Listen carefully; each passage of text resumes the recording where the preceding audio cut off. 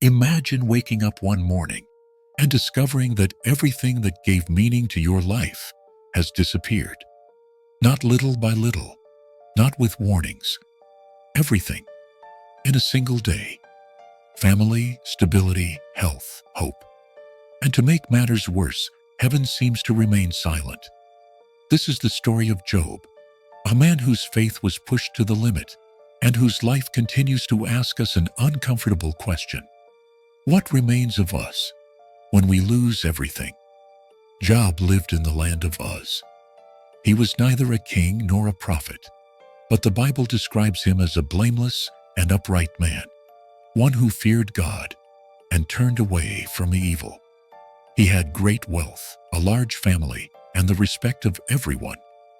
Yet the most valuable thing he possessed was not his belongings, but his relationship with God. Job offered sacrifices for his children, not out of certainty of sin, but out of love and reverence. His faith was not superficial. It was deep and sincere. Without Job knowing it, his name was mentioned in heaven. God pointed him out as an example of faithfulness. But Satan responded with an accusation that Job's faith existed only because he was surrounded by blessings. According to him, if everything were taken away, Job would curse God. So God allowed the test, not because he doubted Job, but to reveal the essence of genuine faith. Everything would be taken from him, except his life. On earth, Job was living an apparently normal day when the news began to arrive. First, he was told that his oxen had been stolen and his servants killed. Before he could react, another messenger announced that fire had fallen from the sky and consumed his sheep. Then a third arrived. The camels had also been stolen. Finally, the most devastating blow came with the last messenger. A strong wind had struck the house where his children were, and they all died. In a single day, Job lost everything: his wealth, his legacy, and most painfully, his children. Job fell to the ground, tore his robe, and in the midst of his grief, spoke words that still shake the world today. Naked I came from my mother's womb, and naked I shall depart. The Lord gave, and the Lord has taken away.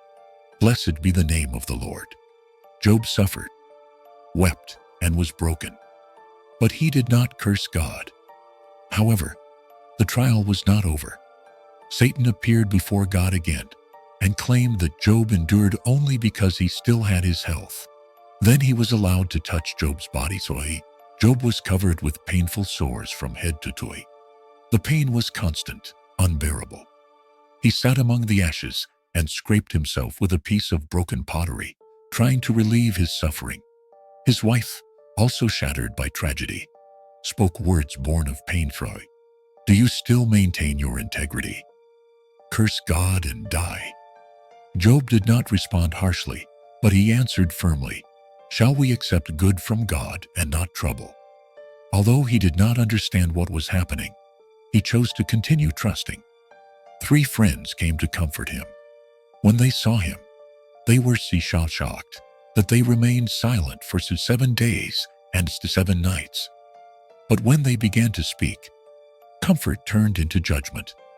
They told him he must have sinned, that God does not punish the innocent, and that his suffering was the result of something hidden.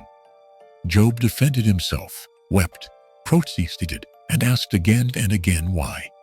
He did not curse God, but he cried out from the depths of his soul.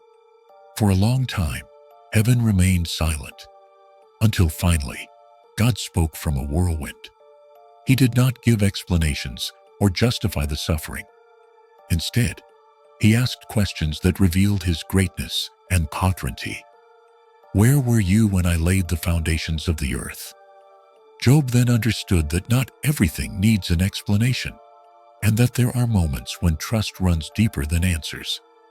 With humility, Job replied, My ears had heard of you, but now my eyes have seen you. He had come to know God in a new, deeper, and more real way. In the end, God restored his life, gave him back double what he had lost, and granted him a new family. But the greatest reward was not material, but spiritual. The story of Job reminds us that true faith is not destroyed by suffering. It is refined. Perhaps today you too are walking through silence, loss, or pain you do not understand. Remember this: God has not lost control, and your story is not over yet. If you like our videos, don't forget to subscribe, give us a thumbs up, and turn on notifications so you don't miss any of our videos.